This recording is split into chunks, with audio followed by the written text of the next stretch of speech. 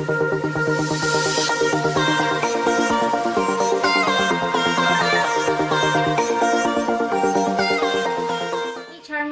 back to another video. O diba, ngayon lang ulit ako nakapag-upload ng video, ilang araw ding wala. Ang last ko nung nag-update ako ng Skin Magical at saka Rejuvenating Set ng Spix G. Yun yung pinaka last video na ginawa ko sa channel ko. Ngayon, dahil gabi na, tatapos ko lang mag half bath, naghilamos na ako gamit yung sabon ng Spix G. Tapos, nag-steam pala ako ng mukha bago ako humarap sa video na to. Kasi matagal-tagal din na akong hindi nag-steam. Siguro sa ngayong month na to, nakadalawang steam na ako. Kasi, maganda lang yung steaming sa mukha. Hindi siya everyday na ginagawa. Hindi ako twice a month kung ginagawa ang pag-steam sa mukha. Kasi para mas, yung parang makahinga yung mukha ko, yung face ko sa everyday na mga, alam mo yung syempre stress, mga ginagamit mo para makahinga, makalabas yung toxin, yung mga dumi-dumi dyan. Tapos para lumambot yung blackheads, kaya gumagamit ako ng Comedon. Kung napanood nyo yung video ko nung nasa Davao ako, nag-video ako nun, diba, ng facial steaming. Tapos pinakita ko dun, nag-post lang ako ng picture sa video. May pinost ako ng Comedon kasi that time, hindi ko dala to sa Davao. Ito yung ginagamit ko pang tanggal ng blackheads ko sa ilong. Madalas ako may blackheads sa ilong. Hindi man yung month-lag. Minsan wala. Minsan lumalabas siya. Tapos nililinis ko lang yung ilong ko. Nagsistim ako tapos pinagamitan ko nito. Kasi napag-aralan din namin ito sa cosmetology. Nag-aaral ako. Yun. Tapos update ko din. Tignan nyo yung pimple ko. Tuyo na yan. Ang ginagamit ko, ang nilalagay ko sa pimple ko. Ito. Charot. Ito yung nilalagay ko. Pimple eraser. Sinusubukan ko lang siya. Matagal na to sa akin. Eh, syempre, hindi naman ako nagkaka-pimple lagi dito sa Tapos, nung lumabas ko nandito sa pisngi ko, nilalagyan ko na siya nito. Natutuyo naman eh. Ayan, tuyo na. Na lang yan, pimple mark. So, kailangan ko na lang yung para mag-fade. It takes time bago mag-fade ang pimple marks. Yung mga dark spots, mga katulad niya, matagal yan, abutin ng 1 buwan. Kaya, hindi ako nagmamadali. So, slowly but surely ang Tapos, yun, ang video ko pala ngayon, so nakita nyo na sa sa title ko, mag-facial lang ako. Matagal na din akong hindi nakakapag-facial. Last facial ko, naalala ko nasa Davao ako. Yung pinakahuling facial ko, siguro yung pa yun. Anong brand yun? Cathedral. Tapos ngayon, gagamitin ko tong St. Ives na revitalizing sheet mask, acai and blueberry and chia seed oil. 100% natural, made with extract. Bago to nila. Marami to eh. Ito yung napili ko. Dalawa yung binili ko. Hindi ko mahanap kung nasa na yung isa. Tapos, ito yung napili ko nga, yung revitalizing sheet mask. Ayan, instantly hydrates for a vibrant, healthy looking skin. Paraben-free, dermatologist tested, made with 100% cotton. Yun. Wala akong nilagay, hindi mo na ako mag-toner. Siguro 3 araw na akong hindi nag-toner. Minsan pinapahinga ko yung mukha ko sa paglalagay ng toner. Kasi nga, may time na nagpipil yung mukha ko, tapos nawawala din. Ganun, siguro hindi pa talaga tapos na nagpil yung mukha ko. Okay, basahin ko muna yung nasa likod. Keep calm and soothe on. This sheet mask made with 100% natural extract gently soothes skin, leaving it feeling soft and supple. Why we love oatmeal. Known for its soothing properties, creamy oatmeal helps you keep the peace with your mind, body, and soul. How to use. Nakalagay dito sa likod yung how to use. Step 1, may step 2, may step 3. Unfold mask and position over clean, dry skin. Ako nag-half bath na ako, nagilamos na ako ng mukha ko, so wala akong ibang nilagay sa mukha ko. Step 2, smooth to fit the curves of your face, adjusting around eyes, nose, and mouth. Leave on for 10 minutes and soak in the magic. Wow. Step 3, remove mask and discard. Massage any remaining serum into the skin. No need to rinse, just glow and go. O bongga. Ayun. Nakalimutan ko magkano to. Siguro wala pa yata 100 to. I'm not sure ha. Pero ilalagay ko na lang dito sa sa screen ng video ko. Ayun, saintives.com. So ito 'yon. Isang sheet mask lang ang laman nito. So let's go. Ang tagal-tagal ko na kasi hindi nag-face mask. Saka matagal ko na rin nabili to. January ba? January ko yata nabili to. Matagal na ito. Ngayon ko lang siya magagamit. Kasi nga, kung saan-saan, ang dami kong mga ganito na hindi ko pa nagagamit. Ewan ko ba. Ay, ayan, nabusan ko na, grabe. Ayun o. Ang dami niyang liquid sa loob. Pwede mo na siyang pigain. Kahit nagtutulo. Wait lang. May pamunas ba ako dito? Ano na ngayon 10 PM na. Nakatulog kasi ako kanina ng mga 6. Ayan. Ang bango. Alam niyo yung mga kisses, yung mga maliit, iba-ibang kulay. Yung gano'n ang amoy niya. Ang bango. Ako pa naman mahilig akong mag-collect ng kisses. Kasi ang bango eh. Lalagay ko sa bag, pencil case, nung high school ako. Ayan. Palitin na nga natin. O diba nag-video na lang ako para mag-update sa inyo. Kasi tagal ko na rin last video ko nun. Nag-mask ako sa Davao pa nga yung huli. Ay, ganito yung itsura ng mask niya. Sheet mask. Ano siya, made with 100% cotton. Ang bango. Ang bango. May kisses talaga siya. May naalala ako, oh. May kisses. Ang bango. So, tayo na natin sa mukha natin. Ang lamig! Ang sarap. Ang sarap sa mukha. Ang sarap sa pakiramdam. Ang lamig. Ay, maganda yung nito. Yung ginamit nilang yung quality ng sheet mask nila. Ang ganda ng kasi ang lambot sa mukha. Tapos, ang bango, ang lamig. Hindi ko nilagay sa ref to nandito lang to sa kwarto namin. Pero ang lamig niya, grabe. Sarap sa mukha, diba? So, habang magkakwento ako sa inyo, nakaganito yung mukha ko. Ilang minutes ba to? Tapos, sa loob ng ng pouch, meron pang liquid. Kaya, pwede mo po siyang ihilamos. Kuha nga ako, kasi lagay ko sa wait lang, sa leeg ko. Para talaga pwede po. Ang lamig sa mukha. So, mga nagtatanong, ganito. Di ba nag-rejuvenating set ako, sabihin niya, pwede pala mag-face mask. Depende naman sa inyo. Ako sinusubukan ko ito. Sinusubukan ko mag-face mask. Kasi, tapos na ako sa peeling sa pagma-micro-peeling. Tapos na ako dyan Dumaan na ako doon. Tapos, nare-rest ko yung mukha ko. Minsan hindi ako nagto-toner kasi nga, minsan bumabalik ang pagpipil sa mukha ko. Pero ito, ayan. Feel ko mag-face mask. Kasi tagal-tagal ko nang hindi nag-face mask para naman ma-relax yung mukha ko. Tsaka gusto ko talaga matry to yung St. Ives. Marami silang ganito, iba-iba. Pero ito yung napili ko. Dalawa yung nabili ko. Ewan ko kung nasaan yung isa. Hindi ko alam kung saan ko ilagay. Tapos, ayun. Siguro naman nakalagay ko ilang minutes. Tama ba? Ay, leave on for 10 minutes. Sa 10 minutes lang pala. Kasi may ibang mga face mask na 30 minutes yung lalagay sa mukha. Pero okay lang naman Pero ito kasi 10 minutes lang. So, gagawin natin 10 minutes lang talaga natin siya Pero siguro naman, pero ito 15 minutes. Yun. And update ko na rin dito sa video. Parang chika lang to yung video na ginawa ko ngayon.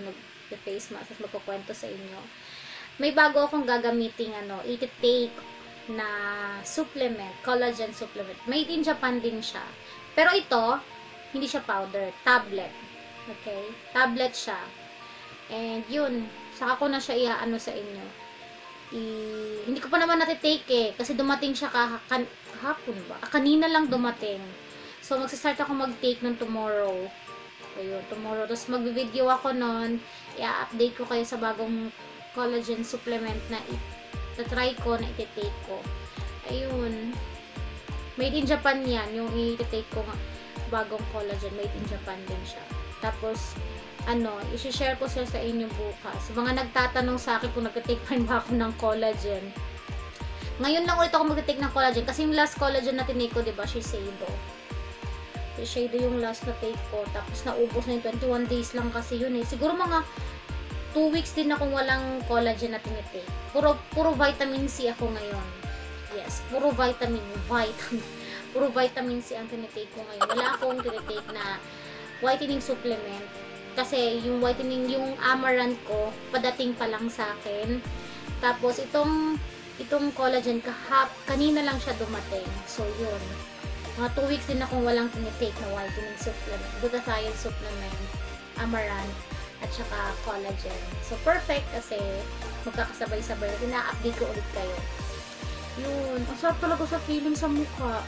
Nagustuhan ko ano nila. Kasi sakto lang sa mukha. May mga sheet mask kasi na sobrang laki. Alam mo yun. Tapos, naglalaw-lawan. Ito oh. Wait lang. Parang, mali yata yung pagkakalagay ko. Dapat pala baliktad.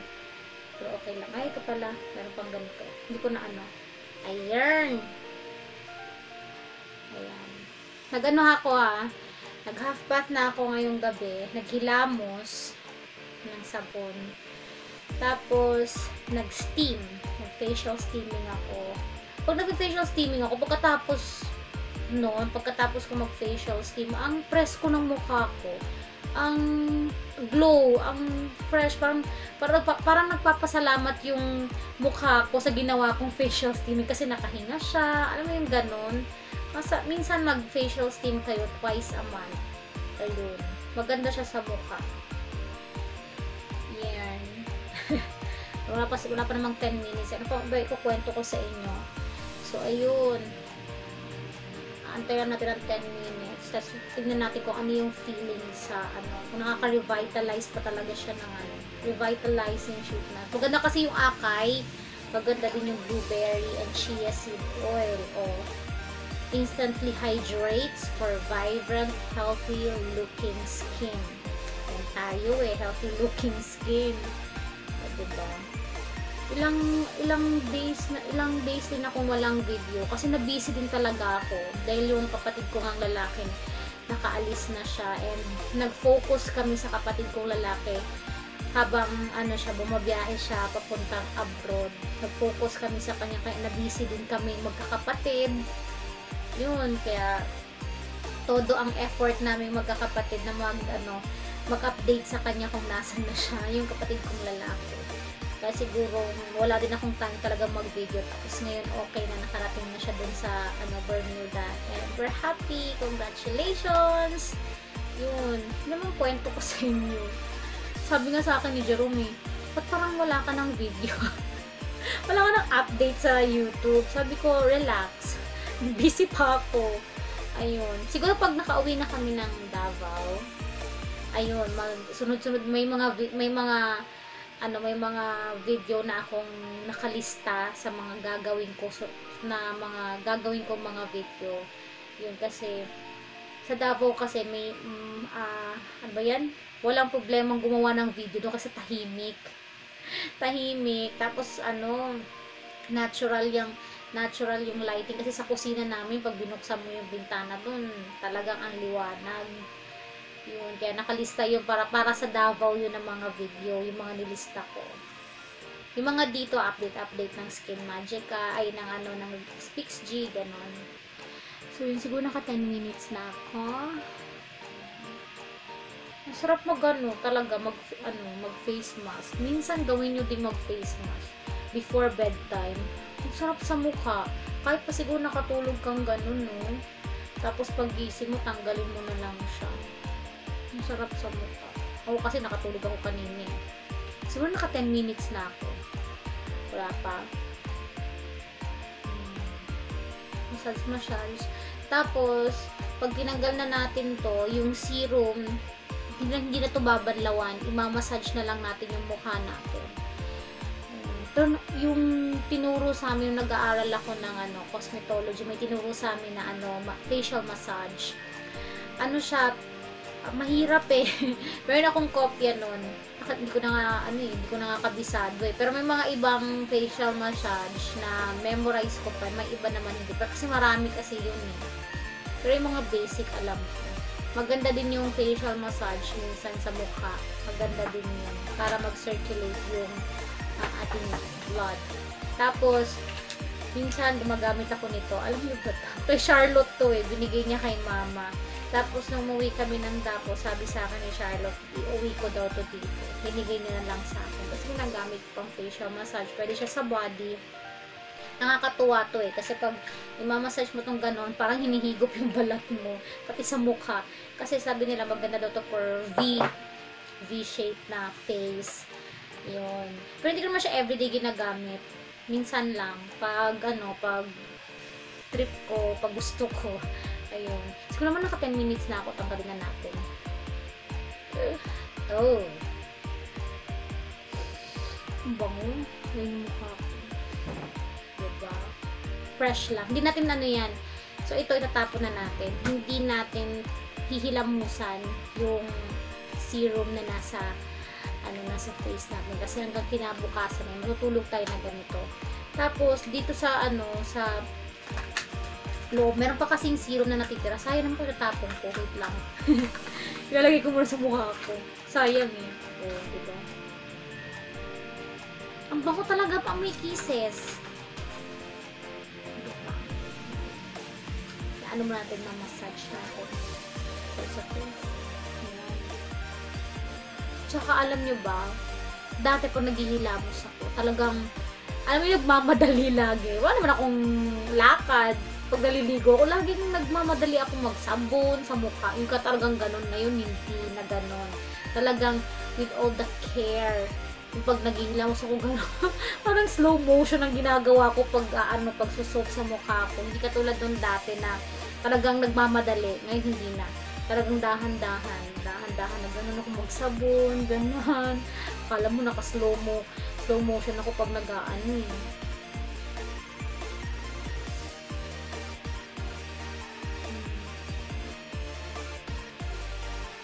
Tapos, naglalagay ako sa mata ko ng ganito. Ano to? Yung sa Cathy Doll. Ito yung Ready to White Milky Tone Up Eye Serum. Pag natutulog ako. Yan, sa under eye ko naglalagay ako ito. Sinishake ko muna to. Pag ano. Pag naglalagay. Masarap din to sa mata. Malamig. Yan, minamassage ko lang under my eyes. Ganyan. Tapos yung isa naman. Ganyan lang. Tapos ready na akong mag-sleep. Tapos naglalagay din ako sa lips ko ng lip mask. Ito yung ginagamit ko. Yung Laneige. Tama ba? Laneige Special Care Lip Sleeping Mask. Maganda din to. Kasi may time na sobrang dry ng skin ko na nagbabakbak siya. So, kailangan nang exfoliate ng skin ko. So, ito yung ginagamit ko. Tapos, pagkagising ko sa umaga, kinakapalan ko. Tapos, pagkagising ko sa umaga, nirarab ko yung, yung skin ko para matanggal yung dead skin. Para, para, alam mo yung maging soft yung lips ko. Soft. Ko siya, minamassage para matanggal yung, dead skin. Ito yung ginamit ko. Meron tong spatula, ewan ko, parang nasama ko yata na itapon dun sa packaging nang di-deliver to. Ayan.